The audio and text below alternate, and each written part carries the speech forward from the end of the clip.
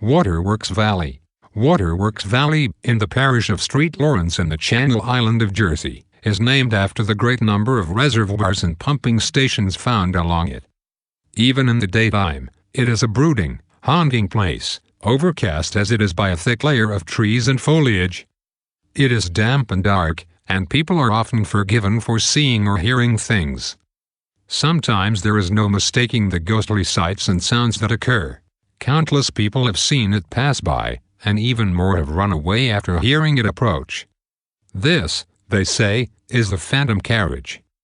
The stories often follow a similar pattern. Usually the events occur in the evening and begin with the muffled ringing of bells. The unearthly music is said to sound more like wedding bells than anything sombre. Gradually, mixed with ringing, another noise becomes discernible. It is the sounds of horses trotting along the valley, accompanied by the spinning, bumping rattles of a carriage. Emerging from the gloom, witnesses spot the procession, which is clothed in 18th-century costume.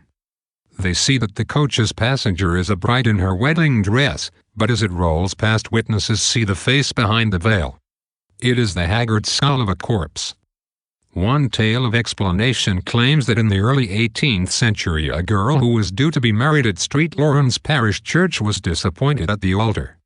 It is said she committed suicide that evening, and the apparition is a representation of her timeless sorrow. Another variation of the story is that she committed suicide on the eve of the wedding, but her ghostly figure appeared at the church the next day anyway. It was only as the groom lifted the veil that he noticed the pale, lifeless face of a corpse underneath. Many people believe the phenomenon happens only once a year at a specific time. But there are so many sightings and such vivid recollections that perhaps this poor girl's misery is constant and never-ending.